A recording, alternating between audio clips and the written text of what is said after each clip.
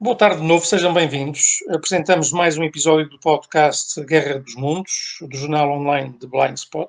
A Mónica Rodrigues e eu juntamos-nos de novo com o professor Pedro Caldeira, já nosso conhecido. Mónica Rodrigues é licenciada em História, com especialidade em Geopolítica pela Universidade de Paris, e atualmente é professora e adjunta do podcast de Blind Spot. O nosso convidado de hoje, Pedro Caldeira, é licenciado em Psicologia Educacional, mestre e doutor em Gestão da Informação. Com extensa atividade de docência e investigação em Portugal, é atualmente professor universitário na Universidade Federal do Triângulo Mineiro, em Uberaba, Minas Gerais. Dava a palavra à Mónica para a primeira pergunta. Muito obrigado, professor Pedro Caldeira. Muito obrigada uma vez mais. Obrigada, Pedro Zani Caldeira, por estares connosco uma vez mais. Obrigada, Pedro Quartim. A primeira pergunta que eu gostava de te colocar, e considerando sempre o setor da educação, tem a ver com, olha, nós todos nos lembramos que Alvin Toffler, aqui há umas décadas, alertou para os tempos que viriam e nos quais seria necessário esquecer tudo aquilo que tínhamos aprendido e teríamos que aprender tudo de novo, não é? Pelo que temos estado a observar, sobretudo nos últimos anos, a digitalização da sociedade e a digitalização da educação são apresentadas como um marco de progresso. Qual é o que é que tu vês relativamente a este assunto, e no Brasil, que soluções é que têm sido apresentadas para melhorar, com base nas novas tecnologias, a educação? O Brasil é um continente, praticamente, não é? Tem uma dimensão como se fosse de Lisboa a Teherão, e nem todos temos essa noção. Portanto, o que se faz no Brasil? Essa é uma pergunta que eu não estou muito capacitado para responder, porque o Brasil não é só pela dimensão, mas o Brasil é muito diversificado. E aquilo que eu posso dizer é que o Brasil tem feito algumas experiências semelhantes àquelas que já foram feitas e que vão sendo feitas também em Portugal. Por exemplo, a distribuição de computadores por professores e estudantes, em geral com resultados muito fracos, porque só a tecnologia não resolve os problemas da educação brasileira. A educação brasileira tem 4 grandes problemas. O primeiro é a parte do currículo, que é baseado numa coisa chamada Base Nacional Comum Curricular, que visa o desenvolvimento de competências e não tanto a aquisição de conhecimentos específicos. Depois tem uma formação de professores extremamente deficiente, nomeadamente em relação àquilo que nós genericamente podemos designar de metodologias de ensino, que são preteridas em relação a outras temáticas de nível mais ideológico e doutrinário. Depois tem um outro problema muito grande, que é o dos livros didáticos. Os livros didáticos no Brasil são muito maus, porque os livros didáticos são construídos com base na Base Nacional Comum Curricular. Se a Base Nacional Comum Curricular é fraca, os livros não podem ser muito melhores que a Base Nacional Comum Curricular. Todos estes fatores contribuem para que a educação brasileira seja, em termos globais, muito ruim. Depois há outros fatores que têm a ver com o facto de muita pesquisa vai sendo feita pesquisa e investigação vai sendo feita por professores ou por pessoas muito qualificadas. por exemplo, pertence a um grupo de investigadores e de professores universitários aqui no Brasil, em que alguns deles trabalham de forma fenomenal a inteligência artificial na construção de artigos, em termos daquilo que vão repassando, ou passando, ou ensinando aos seus alunos e assim sucessivamente. Eles estão a fazer um trabalho local, provavelmente abrangem muito poucas pessoas, mas estão a fazer um trabalho com muita qualidade. De resto, eu não sei se de facto as escolas usam a inteligência artificial, não me parece que usem de forma sistemática. Sei que os alunos usam, mas não sabem usar, porque para tirar bom partido da inteligência artificial em termos de ensino e em termos de aprendizagem, é preciso ter um conjunto de conhecimentos que, em geral, os estudantes não adquirem nas escolas brasileiras, e aquilo que me vai chegando mais aos ouvidos que às mãos é que a inteligência artificial é apenas uma forma de fazer um copy-paste diferente, mas não é mais do que isso. Não acrescenta conhecimento para o aluno e muitas vezes os professores nas suas tarefas decidem também que não é muito importante que o conteúdo que é desenvolvido através de trabalhos com base na inteligência artificial seja algo que deva ser muito valorizado em termos do rigor da avaliação. E aquilo que nós temos é um sistema que eventualmente pode usar muito a inteligência artificial, um sistema em que os alunos usam para, de alguma forma, enganar o professor, e um sistema em que os professores não se importam de serem enganados pelos alunos que usam a inteligência artificial dessa forma. Quem diz inteligência artificial diz outro tipo de tecnologias digitais, porque o problema que já existia, eu parece-me que permanece, nomeadamente em termos de uso das tecnologias para aliviar o trabalho do estudante. Uhum.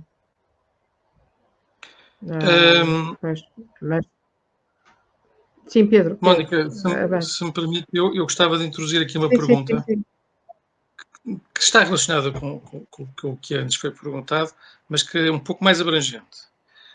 No fundo, eu gostava agora, se possível, que o professor Pedro Galera nos falasse agora de tecnocracia e de um certo modelo distópico de sociedade que parece perspectivar-se. Que mundo é este que alguns pretendem que exista e o que é que isso implica, este modelo? Há uns falam de quarta revolução industrial. O que é que lhe parece? Está a querer que eu fale das cidades de 15 minutos e esse tipo de tópicos? Posso falar do que quiser, mas nomeadamente os aspectos relacionados com também com a educação, mas não só, não é? Tudo ok. Aquilo que envolve, tá bom. Tudo aquilo que envolve a vivência diária das pessoas. É assim, nós já temos um país em que a distopia está implantada, que é a China, não é? E eu parece-me que as coisas não estão a correr muito bem na China, naquilo que diz respeito aos objetivos que o governo chinês queria alcançar, e também nos objetivos de vida dos chineses como indivíduos, não é? Mas, de facto, é um sistema que leva o controle até às últimas consequências. O sistema de créditos sociais que está já implantado na China define se a pessoa pode viajar, se não pode viajar, e nós podemos extrapolar isso que já acontece na China para todo o tipo de vivências humanas. Se nós podemos ter relações com mais pessoas ou com menos pessoas, se nós podemos tomar mais água ou menos água, se nós podemos frequentar determinada universidade e determinado curso ou não, e assim sucessivamente, dependendo dos nossos créditos sociais. Exatamente. Esse é um sistema que está fadado ao completo fracasso.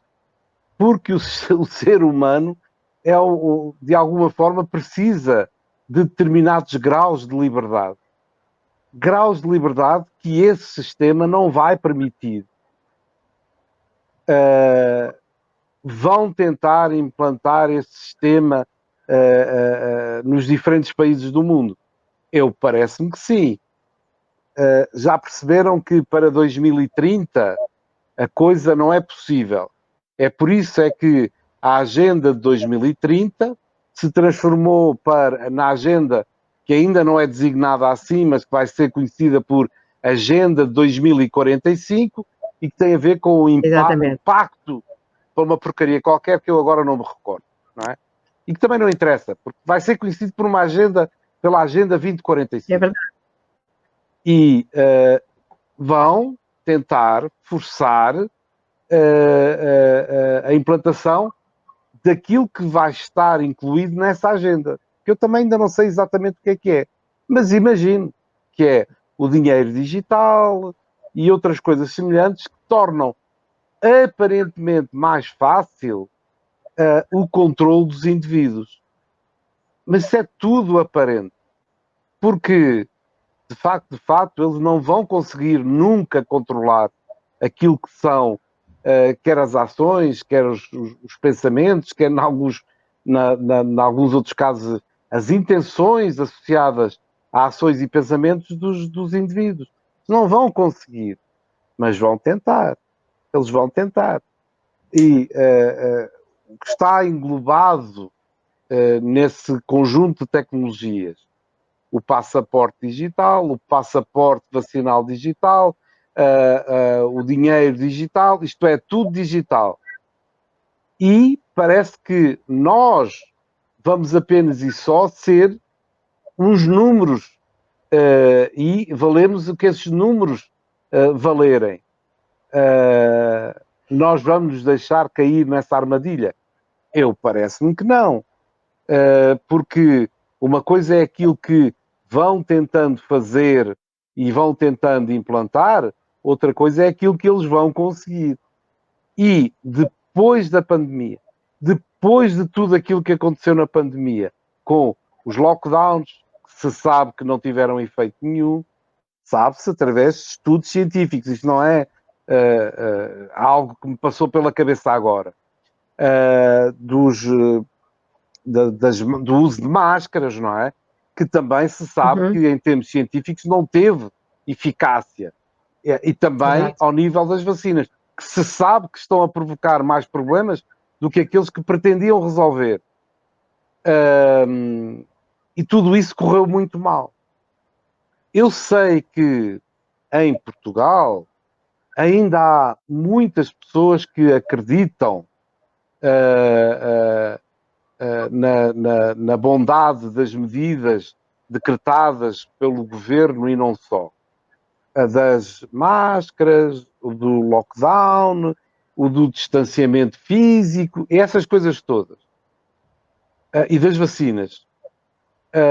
O povo português é talvez dos povos mais crédulos em relação à bondade do Estado.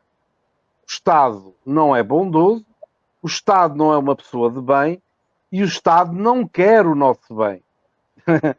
O Estado é composto por um conjunto de pessoas que parece-me cada vez mais claro isso para toda a gente, que quer controlar as outras pessoas que supostamente são os cidadãos que convivem naquilo que é o território controlado por esse Estado.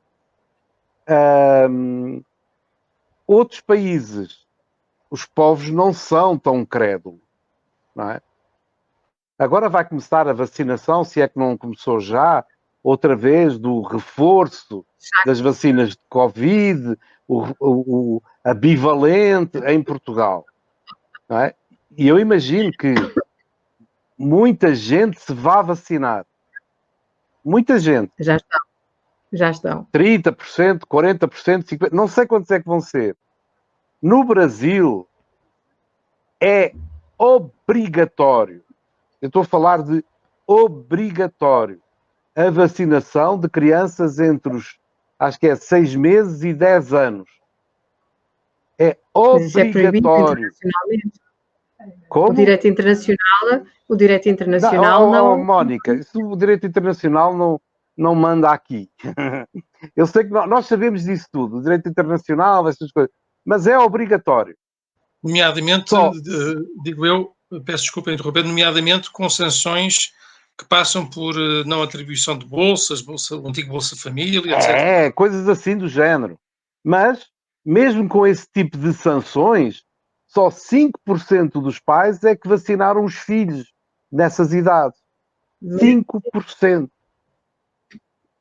E nós estamos a falar do Brasil, em que o povo é considerado inculto, que tem pouco estudo, tem muito menos estudo em termos médios que o povo português, mas, no entanto, os portugueses engoliram a narrativa toda. Nem foi preciso acrescentar ketchup e maionese. Estão a perceber? Os portugueses engoliram a narrativa. No Brasil, a narrativa não foi engolida. Até porque houve muitos políticos que se posicionaram contra tudo isso que foi sendo feito. Contra. E em Portugal, nós vemos, agora desculpem-me esta maior digressão, em Portugal nós vemos um primeiro-ministro ontem na Assembleia Geral das Nações Unidas falar da crise climática e dos refugiados climáticos. Isso é uma fraude. É uma fraude. Não existe crise climática. As pessoas só querem acreditar nisso porque são profundamente ignorantes. Porque se elas se informassem um pouquinho, percebiam que não existe fraude, não existe refugiados climáticos, existe outra coisa que eu ainda não percebi bem o que é. Mas isso não existe. E quando nós começamos a pensar no todo, não é? Os problemas, entre aspas, climáticos, a tecnologia digital, o passaporte vacinal digital, o sistema de crédito, aquilo que é possível fazer, inclusive usando a inteligência artificial, tudo isto é um grande pacote que visa controlar o nosso comportamento. É, o controle. Controlar o objetivo é sempre o mesmo. Controlar o nosso comportamento.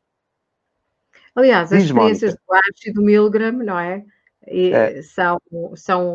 Mostram como o conformismo ou ao chefe ou ao grupo são, não é? E dominam a sociedade em todo o mundo, não é? Não é só em Portugal ou no Brasil, mas o conformismo é sempre muito, muito elevado, não é?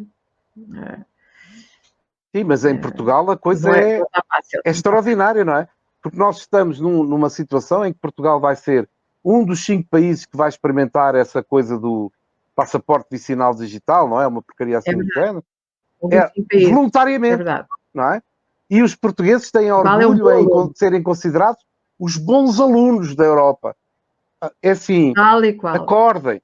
Se as pessoas não acordarem, elas vão ser boas alunas. Recordo que fomos os primeiros a mudar as matrículas e usando uma imagem, mesmo um carro caído podre ostentava orgulhosamente uma matrícula de vinho em folha quando da mudança das matrículas. Já nem vou recordava disso. Parece ser esta a sina de Portugal, a de querer sempre fazer o papel de aluno brilhante, exemplar, e isso abarca todas as situações e comporta todos os riscos, como aliás o professor Pedro Caldeira bem referiu. Mónica, a sua pergunta. Sim, mais uma pergunta. Olha, falámos já, enfim, um bocadinho sobre o que se passa nas universidades. E eu pergunto-me, neste momento, qual é a situação do ensino médio, vá lá, o equivalente ao nosso ensino secundário, primeiro ciclo, segundo, terceiro ciclo. Como é que como é que é gerida a escola? As escolas estão todas abertas, funciona já normalmente? Ou qual foi o impacto das medidas de 2020? Assim, as escolas estão todas abertas. Isso é um facto. Mas Só uma pergunta, desculpa. adotaram... Quanto tempo demoraram a abrir? Quanto tempo demoraram a assim, abrir? o Brasil foi o país que mais tempo teve as escolas fechadas. Mais tempo. Basicamente um ano letivo completo.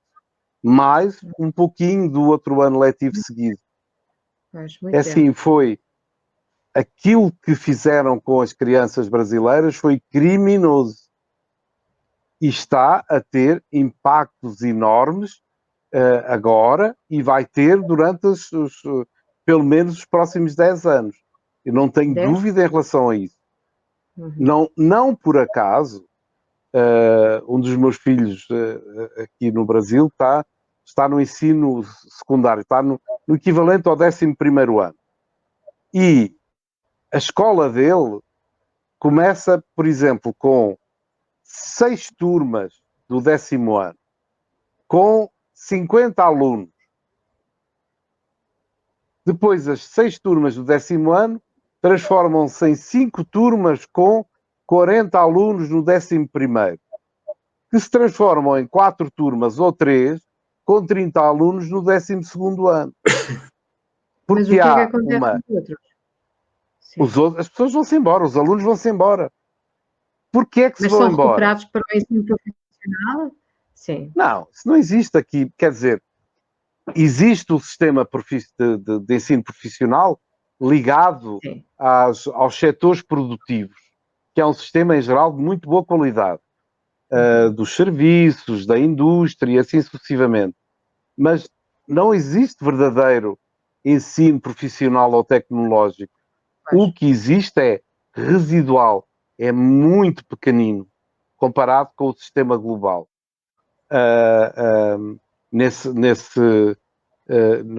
No caso da educação profissional tecnológica, Portugal fez uma aposta muito interessante há muitas décadas atrás e que me parece que está a colher bons frutos disso. Parece. Não é? Mas aqui não. Aqui o ensino basicamente agora é considerado todo tecnológico. E têm, agora houve uma renovação, há um novo ensino médio que seguiram o mesmo caminho que foi seguido em França, em que de repente não há propriamente disciplinas, mas há áreas disciplinares. E depois, em termos de número de horas de aulas, é uma confusão de tal maneira gigantesca que eu, que sou uma pessoa informada, tenho muita dificuldade em acompanhar aquilo que o meu filho está a fazer na escola. Sendo que o meu filho está a fazer esse ensino tecnológico e, em simultâneo, está a fazer um curso técnico de música, que é um curso a sério, não é? Em termos profissionais, no Conservatório Estadual aqui da cidade. Ele tem, nas duas escolas, ele tem 30 disciplinas. 30! E ele sai-se bem em todas. Basicamente, para 20 delas, ele não estuda. Estão a perceber o grau de exigência que está aqui associado? O grau de exigência que é basicamente nulo para alguém conseguir fazer o ensino secundário no Brasil. Isto depois vai ter consequências no futuro, em que os estudantes não estão preparados para a vida profissional, os estudantes não estão preparados para dedicarem tempo a estudar, seja o que for, os estudantes não estão preparados para nada. E tanto não estão preparados para nada, ao contrário daquilo que eu penso que eu, quer o Pedro Quartim, quer a Mónica Rodrigues, nos lembramos do nosso ensino secundário, em que os professores no ensino secundário começavam a ser mais exigentes connosco, não é? Em que diziam, não, assim, façam anotações mais rápidas. Eles não paravam, não é? Faziam coisas, leituras rápidas de alguns textos, e nós tínhamos que ser rápidos. E eles diziam, vocês não pensem que na universidade os professores vão parar para vocês poderem tomar apontamentos. Vocês lembram-se disso? Eu lembro-me. Perfeitamente. Aqui, nada disso se passa. Os estudantes vão para o ensino superior, eles não estão preparados para estarem no ensino superior. Mas, Pedro, aqui em Portugal, o ensino particular também, quer dizer, o ensino particular não consegue encontrar soluções para mitigar... conseguem, mais ou menos. O particular. Só que o particular também tem que seguir a Base Nacional Comum Curricular. Uhum. Quem é que não é obrigado a seguir a Base Nacional Comum Curricular? As escolas internacionais. Estão a perceber? Okay. Todas as outras são obrigadas a seguir a mesma base. Agora, nós temos a nossa filha mais nova, está num colégio particular, adventista. O ensino lá é um pouquinho mais puxado. Os livros são diferentes. Os livros não têm tanta doutrinação, não é? Mas têm alguma. Mas não têm tanta doutrinação. Aquilo que é feito em termos de trabalho é muito mais consistente do que numa escola pública. Mas muito mais consistente, sem comparação. Mas a base curricular é exatamente igual. O problema da não preparação dos estudantes durante o secundário, durante o secundário, depois do ensino superior, resulta, que eu não sei se existe em Portugal, mas no Brasil existe, resulta na necessidade de se criar um mês dedicado à prevenção do suicídio. Nós estamos no Setembro Amarelo. Vocês também têm Setembro Amarelo? Eu creio que não há tanta prevenção, aparentemente, porque... Eu também penso que não estou assim recordada, até porque estou numa escola e não vi assim um projeto não há. Basicamente, eu acho que em Portugal isso ainda não chegou. Porque não há assim números explosivos de suicídios de estudantes universitários e de professores universitários. Eu não digo que não haja. Eu digo é que não são números que obriguem a uma intervenção específica. Aqui no Brasil, essa intervenção é necessária. Porquê? Porque os estudantes chegam ao ensino superior, para além de encontrarem algo que eles não estão à espera, eles não encontram numa universidade, eles encontram como é que se chamam aquelas escolas islâmicas? Agora não me lembro do nome. As madraças? É assim, encontram uma madraça ideológica, não é? Encontram uma madraça, não encontram uma universidade. Estão a perceber? Eles não estão preparados para isso. E depois não estão preparados para o resto, para aquilo que possa haver também de alguma exigência. É por isso é que nós temos o Setembro Amarelo no Brasil, e é uma preocupação grande, porque há um número elevado de estudantes do ensino superior e de professores do ensino superior que se suicidam ou tentam o suicídio anualmente. É um problema muito grave. É por acaso? Não. Não. Se recordam do outro programa, eu falei do anticristianismo nas universidades. Sim, exatamente. Retirar a religião, ainda por cima num povo extremamente religioso como é o brasileiro, retirar a religião da universidade e punir estudantes e também professores, mas sobretudo estudantes, porque são cristãos, tem consequências. E as consequências prendem-se com, de repente, muitos estudantes ficam a pensar, mas qual é o sentido da vida? a religiosidade é um elemento fundamental em termos de sentido da vida. E as pessoas que não têm sentido da vida, não é? É fácil tornarem-se nihilistas. E é fácil aderirem a sistemas que são contra a vida e que são a favor da morte. E que são a favor do aborto, são a favor da eutanásia e eventualmente são a favor do suicídio. É um problema grave. E é um problema que tem a ver com a forma como todo o sistema está a funcionar. Sim, eu já tinha ouvido falar dessa situação nos Estados Unidos. Não sabia que no Brasil também era um problema. Não sabia. Está complicado, não é? Bem, embora tendem às vezes a haver soluções, elas não conseguem corresponder às necessidades neste momento que vocês enfrentam. Pois. Bem, esta é só uma segunda conversa de outras que poderão surgir ao longo do próximo ano. Eu queria agradecer ao Pedro Caldeira a oportunidade que nos deu para partilhar um pouco, de uma forma livre, perfeitamente livre, aquilo que a sua perspectiva sobre o que está a acontecer na área da educação no Brasil, e queria também agradecer ao meu colega Pedro Coutinho Graça pela disponibilidade, por uma vez estarmos mais neste episódio, e só dizer que esperamos por uma próxima oportunidade, e muito obrigada aos nossos ouvintes por nos terem acompanhado mais uma conversa. Boa tarde a todos. Obrigado Boa tarde. Muito obrigado.